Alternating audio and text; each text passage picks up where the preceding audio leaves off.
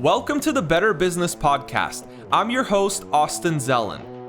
Join me week after week as I interview high-level entrepreneurs on their journey to success, both in business and personal development. Each week presents new stories to learn from and new ideas on how to run a better business. Stay updated with all the guests we'll have by subscribing to this podcast. Welcome to another episode of Better Business with Austin Zelan. I'm super excited to have our guest Robbie Lamattina with us here today. We're going to talk entrepreneurship, business, and how you can also run a better business. So Robbie, thank you so much for joining me here today. Very excited to have you on. Could you tell us a little bit about your entrepreneurial journey and how you got started in that space? Absolutely. Thank you for having me, Austin. Yeah, my journey started really in 2010. I came from a difficult upbringing. I was a high school dropout. I have no formal education. Growing up, I got involved with the wrong people, started partying at a really young age, doing drugs, drinking, and my life was really a mess at 20 years old. I was pretty lost, and I had no direction. Had a lot of mental health issues. I really struggled in my personal life, and I went through a really difficult 3 years from 20 to 23. I was very stuck in substance abuse and just poor mental health, and my life just seemed like it was spiraling out, and I wasn't moving forward or progressing in life. And at 23, I took the step of really surrendering and going into a treatment program to get sober, and that started my life of recovery, which brought me to where I am today. Today I own addiction treatment centers. I created a business to help people. I started treatment centers in Southern California. We help people with drug addiction, getting sober. We also treat mental health. We have highly qualified staff, clinicians that work for us, therapists, psychologists, and our medical director is an MD that helps people detox off of addiction, and get sober from different drugs and alcohol. And so from my journey of recovery, I really developed a compassion for people, and my dream was to have a business that I could help people restore their lives and recover. And so that's really how I got to where I am today.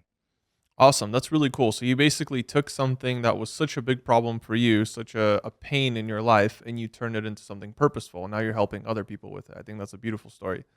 Thank you. Yeah. I think for most people, we want to feel like we're contributing in life, whether it's just through our regular business, but we all want to feel like we're living out our purpose. Like many people have that question of like, what was I born for? What am I supposed to do with my life? How do I contribute? And how do I feel like I'm doing something? Or you hear the word people say, I'm in my calling, like this is what I was supposed to do with my life. And I feel like I really found that through my sobriety and my recovery. I ended up being able to be in a career path that I really feel like this is where I'm supposed to be in my life. Wow, that's awesome. And so as an entrepreneur, obviously your life is a little bit different than somebody who works a 9 to 5 maybe, or works in a corporation. What's your favorite part about being an entrepreneur? Is it the time freedom, the financial success? Like what part about that motivates you the most? I think it's definitely a little bit of both. For me, what motivates me is, I have control. I think for a lot of people in life, and if you're just working that 9 to 5, you don't have the control that you want of your life. And so for me, I teach people how to break out of what I call a victim mindset. And a victim mindset is really, that it's not being where someone's victimized. What it means is really this idea or this mindset that somebody's not powerful and they're not taking charge and ownership of their whole life. You know what I mean? So for me, as an entrepreneur, I've learned that I take absolute responsibility for everything. I have full control over my whole life, and I'd get to decide as an entrepreneur what my destiny looks like. Interesting. And so how would somebody, maybe they can kind of relate to that. Maybe they're like, wow, I really feel like life is happening to me instead of me having control over my life. Maybe somebody watching this has a victim mindset. How would they break out of it, or at least start that process? I love that. And what you just said, life is happening to me. instead of me happening to life. Yeah. It's a different perspective, right?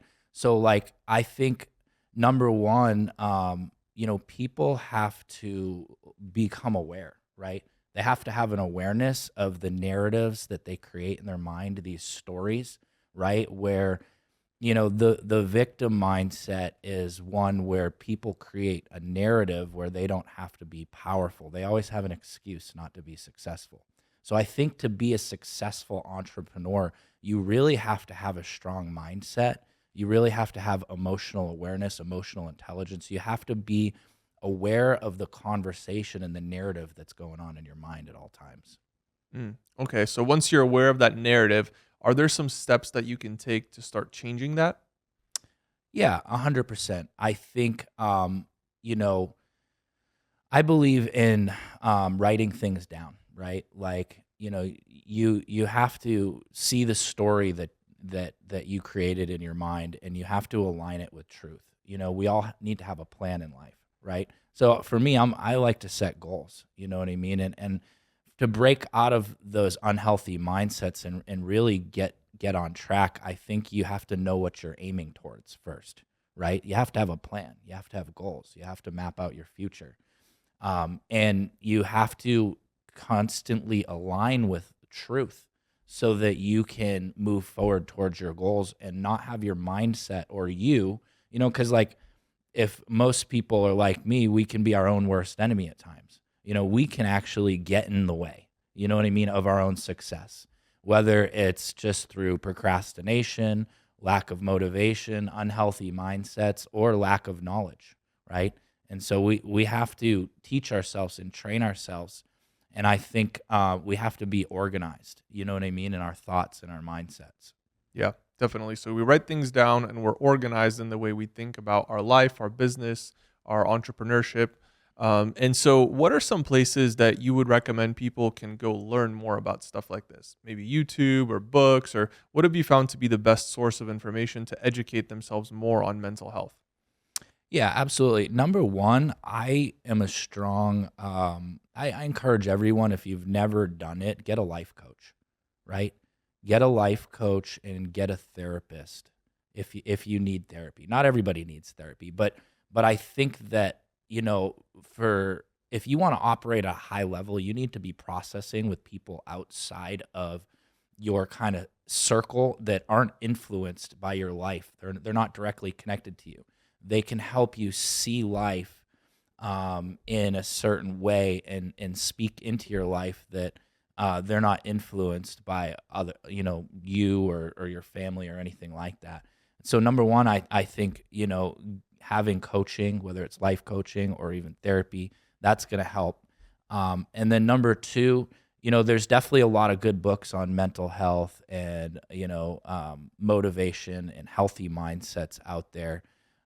There's a guy named Richard Rohr. He wrote a book called The True Self and the False Self, and it's really about like discovering your true self and who you are, and also learning how to pay attention to those stories and those narratives that we create. It's all about the ego.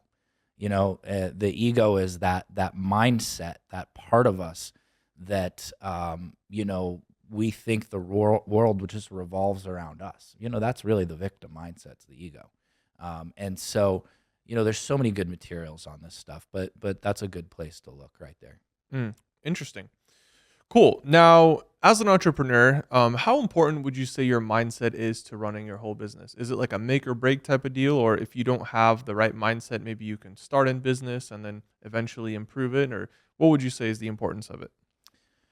Well, I think that, being intentional to be healthy and having healthy mindsets is really important. But, it's not going to happen overnight, right? And I think as an entrepreneur, we just have to get started, right? Just get started. Don't expect that you're going to be a finished work. You're not, right? We're always growing. We're always expanding. We're always becoming better versions of ourselves. You have to start somewhere. So don't let if you feel like, all right, like I don't have like those, I listen to other people talk and I listen to these motivational speakers and your favorite people on Instagram, and I'm not operating like them. Don't worry. Just start somewhere. Start putting in work now. Don't get discouraged because you haven't arrived yet. This is a lifelong journey. And so I think that's what I would encourage everybody is like, you might not be there yet, but just start somewhere and be aware and start putting in work today. Definitely. So we get started, we start our journey as an entrepreneur, and then eventually we get also our mindset to that next level, and we keep improving and improving and improving, and eventually that also grows our business. Now, as far as entrepreneurial groups go, or like masterminds, are there any good ones that you can recommend for people to learn more about mindset, or maybe surround themselves with the right people in order to improve that mindset? Yeah, I don't have any specific groups that I would recommend at this time. However, I think that you can't be your own reference point. Like you have to get around people that are further than you in life and in business, and you have to challenge yourself. If you don't get outside of your comfort zone and get around other people and have a different perspective, like you're not going to get far very fast, right? And I think that we can shortcut success, so to speak, in the sense of we don't have to learn so many hard lessons on our own, that we can get around people with experience and learn things from them that will help us to overcome some of these obstacles we might face in life and in our entrepreneurial journey. And we can kind of get that breakthrough that we're looking for, because knowledge is power. You get around people with knowledge and experience, that might be the key that you need to unlock the door that you haven't been able to get through to get you to the next level in your life. Definitely. And do you feel like that environment has a huge effect on our mindset? I believe so, because, if you get around those people, you realize that the conversations are different, right? Like you're getting in rooms with people that they're like, if you talk to the five closest people that you grew up with, like they might not be on your level anymore, and you go around them and you have certain types of conversations, right? But you elevate yourself and you get in rooms with some of these really successful people, you realize real quick that the conversations change. They're different. The stuff that they're thinking about, processing and talking about is much different. And so we need to call ourselves to a higher standard. We need to get in these rooms with these people that are doing bigger things than us, because we can't be our own reference point for success. Definitely. I like that. You can't be your own reference point for success. Now, let's get to some of the more like tactical business type stuff. So, how do you believe your mindset, or maybe like different skills that you have helped you grow your business to where it's at today? Yeah, I think number one, it starts. We're talking about mindsets. It starts with you. There's a book, "As a Man Thinketh." And so this idea that as a man thinks in his heart, so is he. We reproduce what we think and believe in our heart and our mind. So like your mindset and your personal growth in your entrepreneurial journey should be number one. You can't take people further than you've gone yourself. So like we have to make sure that we're constantly evolving and becoming a better version of ourselves in life and the entrepreneurial journey, so that we can take our business to where it needs to go and take others with us, right? Because it's not just about us, but like we want other people to have success too. You know what I mean? And so whether that's the people that work for you or people that you're kind of networking with, you want them to come along with them. So like if you're going far, you're showing people what's possible for them. They now you can become a reference point for someone else who's not as far along, and you can help them to get there. You know what I mean? Yeah, definitely. And I think it's John Maxwell that talks about a leadership lid. We can basically create that lid by developing ourselves as a leader. And wherever we get to, that's as high as anybody in the organization is going to go. So in order for them to get to the next level, we have to increase our capacity, increase our knowledge, our experience, and take ourselves to the next level before we can lead somebody else there as well. So I think it's very relevant and very similar to what you're saying as well. Now, when you think about your business as a whole, how do you analyze it, and how do you see where is the biggest opportunity for improvement? Yeah, I think I make sure that I'm involved with my leadership team. You know what I mean? Like once it's kind of, I think, as owners and leaders in business, sometimes we can get detached from the day-to-day stuff and not really know the pulse or the environment of what's going on. And I think that it's really important, especially in the early stages of your business growth, to make sure you're really connected with the leadership team, and really have an understanding of the conversations that are going on, because company culture is so important. Like we want to create a good, positive culture, a healthy culture. And so as leaders, I always say that we set the tone, that it happens for me and then it trickles down. I decide what's going to happen in my company as far as the culture. And so you need to stay plugged in to understand what's happening in your company, connected to the people that are managing, and making sure that you're paying attention. And, one of the things I say is, like, in a service-oriented business, like, you want to make sure that you take care of people. You want to make sure that you treat your people well. And, so I think that, that's real success. Like, we can have a successful business, we can make lots of money, but don't forget about the people. Make sure you're treating people well. Definitely. And so what would you say is the best way to keep a pulse on your business? I know you mentioned connecting with your leadership team consistently, but what does that actually look like? Is it a daily meeting, maybe twice a day, maybe once a week? Like, what does that look like for you and your organization?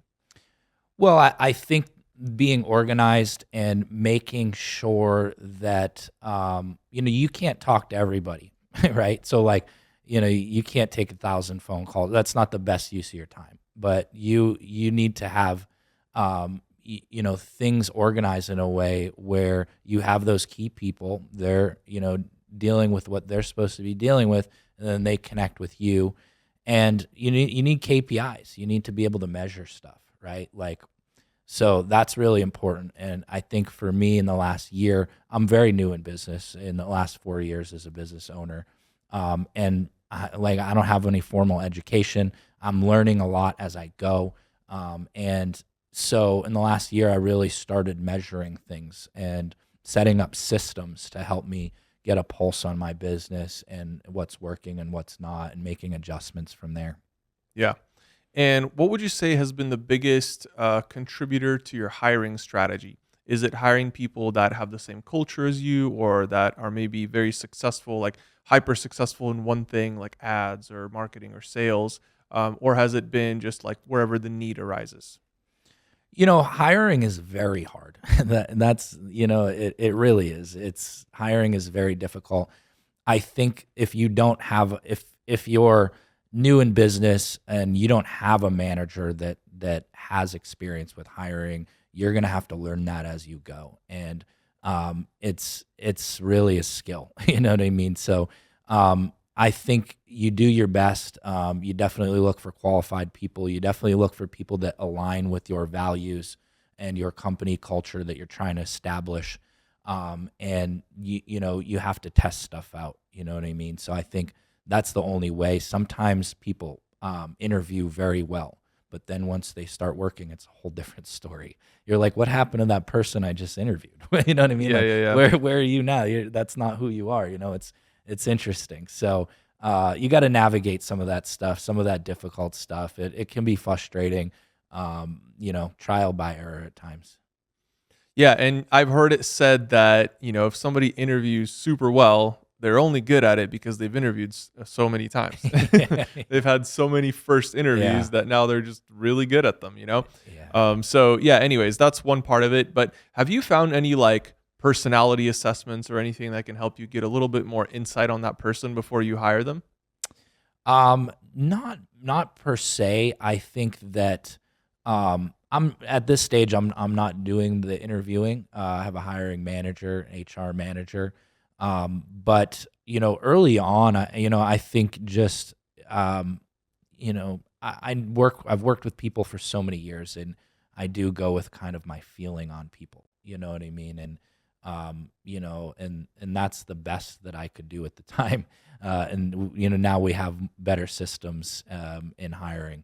But yeah, I think you got to feel people out and ask the right questions, see how they answer those questions, and go with your gut. And if you feel right about it, go for it. Yeah, definitely. Cool. Now, if somebody's watching this and they're like, okay, cool, I want to learn how to run a better business and I want to improve my mindset, I want to improve all these different things, what would be your number one piece of advice for them? Number one, get coaching. I think you need to get coaching. Get a business coach. Invest in yourself and in your business. I mean, that's number one. And a lot of people as entrepreneurs, we didn't go to college. We don't have a college education. I was a high school dropout. I had to learn a lot as I went. But, get coaching, invest in yourself. That's the number one thing I could say is, get around people with success and get coaching. Mm.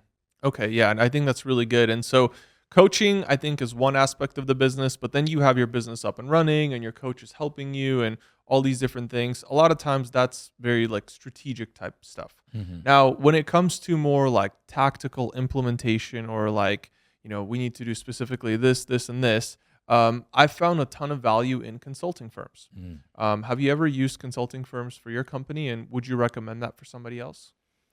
Um, yeah, I think that's definitely a good point, Austin. I haven't personally used consulting for business. We, well, in a sense, we do.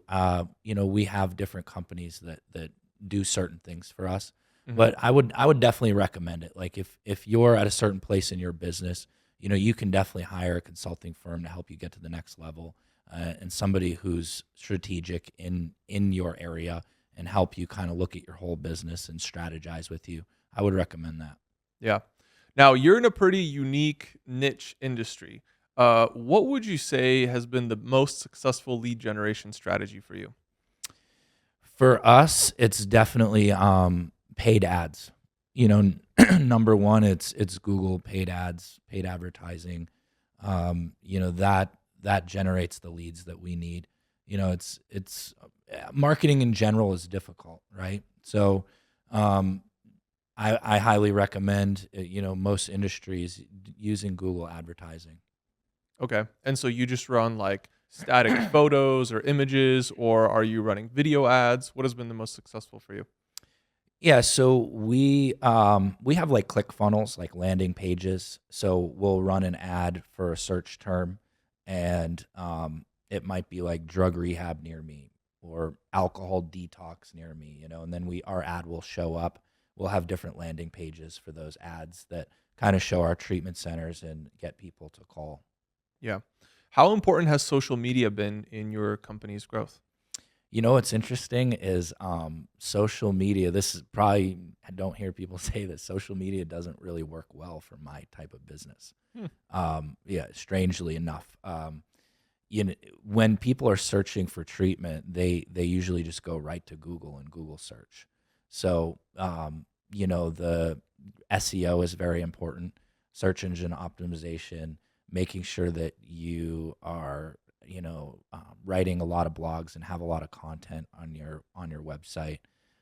But yeah, traditionally social media for my business is challenging, and it doesn't typically work for most treatment centers. Yeah, I can't imagine somebody just like scrolling and be like, "Man, I should detox from alcohol," or like, "I should Yeah, I yeah, should go into rehab." yeah, I don't think it's like one of those things. They're not impulse buyers. They're more like, "Okay, I need help, so I'm gonna Google what's the best place." But yeah, that's really smart. Now, have you used, in today's day and age, we have so many new technologies coming out, so much artificial intelligence that's being implemented into businesses. Have you used any artificial intelligence to make your company more efficient or more profitable? definitely. Well, with generating content, yes. We're building a directory, a nationwide treatment center directory. So we've definitely been utilizing AI to help us generate content, kind of scrape the internet for information around nationwide treatment centers. So it'll be a 50-state directory with all the listings of different treatment centers nationwide. So our team has been utilizing AI for that. Okay, cool. And have you found it to make your company more profitable or maybe easier to run, or what have you found to be the benefits of that? Yeah, 100%. It's definitely actually, my therapists are using Chat GPT at times, case managers. they'll type up a note from their session and throw it into ChatGPT and ask ChatGPT to help them rewrite it, and put that in the medical records. And I think that helps save them time as well. But I see the benefit of it, and I think that I don't think we're utilizing AI. There's probably other ways we could that I'm looking into, but I definitely think it's helpful. Yeah, definitely. Now, in your industry, where do you see the future going in like 5 years? Like, how do you think the industry is going to change in the next 5 years? Yeah, I think for us, things are changing always with insurance, right? Health insurance and stuff. We're completely private. We do not have any government contracts. But in the next 5 years, I think that things are changing. Things are becoming more difficult with insurance. Navigating, getting authorization and stuff like that. So, insurance companies, they don't want to have to pay, right? That they have whole teams trying to reject our claims and everything like that. So we just make sure that we're on top of it, and I hire the right staff to make sure that we're doing everything the best we can to make sure that our company is getting paid. Yeah, definitely. So it's basically navigating those challenges with insurance companies and stuff like that. Do you think anything that you're doing maybe in person now might become virtual in the future? Well, we do. We do have like a Zoom program. We call it a telehealth program where our clients are meeting with our therapists and doing group therapy and stuff at night. Um, and I mean, we saw that during COVID. That was when COVID happened. I took over my business. I bought into this company in 2019, and then ended 2019, and then 2020 COVID happened. So everything kind of went virtual. And yeah, so we seen that, like, the whole telehealth started to happen, and doctors weren't going into the offices anymore. So now all of our patients are still seen by our medical director, telehealth. And so that could be continue to be the case. Was it difficult to make that transition from regular doctor visits to telehealth visits? I think initially, it was, but then it became easier. And I think, it helps when clients have somebody in front of them in person, right? Especially a doctor, they feel better. People, when you go into your doctor's office, and your doctor comes into the room, it's like you feel comfortable. Okay, he's an authority, right? I feel safe. I feel I'm going to get some understanding of what's going on, and I think just having somebody in person helps a lot. So there was a transition to get used to that, going virtual with our doctors and some of our medical staff. Yeah, definitely. Okay, yeah, that makes sense. Now, do you ever think that there's going to be a point where companies doing similar things to you might go to virtual reality? So like you put on some VR goggles and hmm you're like in your doctor's office and you kind of get a mix between Zoom call and also feeling that comfortable feeling of being in a doctor's office. I've thought of that, and I had some ideas around that. And I could see things moving in that direction for sure. Because like they do, they have like meetings, right? Like recovery meetings and stuff, group meetings. They Alcoholics Anonymous. I'm like, well, what if all that turned virtual, right? And they Yeah. started having these meetings. Everybody puts on their headset and they jump into the meeting, and I think that would be a kind of a cool experience, and nobody's doing that. So Yeah. Well, there you go. Free business idea. yeah, thank you. Yeah, yeah. No, so anyways, yeah, that's cool. Now if somebody's on that journey of maybe they're not doing anything virtual yet and you've already gone through that transformation process where you were fully in person, then you started going digital because you had to because of COVID. Maybe somebody else wants to do that. What are some tips or best practices that you learned along the way that can help somebody else do that as well? Yeah, absolutely. Number one, you have to have the right person managing it, right? So Make sure you have a strong manager. For us, we have a drug and alcohol counselor that's very strong, and you have to have the right systems. You have to be organized.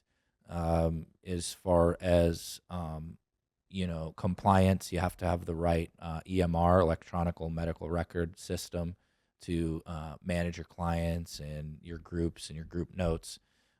So, I think making sure that you have the right plan in place, and that will definitely help you to be successful. Yeah, absolutely. Now, if somebody's watching this and they're like, "Wow, I've seen some of the things that you've done, and I want to learn more, and maybe even partner with you in some capacity," what's a good way for them to find you? Yeah, you can find me on Instagram, Robbie Lamattina, Robbie Lamattina. That's my Instagram handle. Definitely hit me up there. I'm posting regularly, posting content. And, my whole goal with my social media is just to help people. So there's a lot of good content that comes out every week there. Definitely connect with me there. Awesome, awesome. Now, is there any last thought you want to share with our audience before we wrap this up? Yeah, growing up, my dad was a strong motivator for me, and he always said, "Robbie, there's two types of people in the world. There's people that one person who waits for things to happen, and the other person that makes things happen." And so maybe you're on your entrepreneurial journey. Don't wait. Don't procrastinate. Make things happen. Make sure you're going to be one of those people that you're a doer, and you're going to make things happen. You're going to try things. You're going to be aggressive. You're going to go after it. And you're not going to be afraid to fail.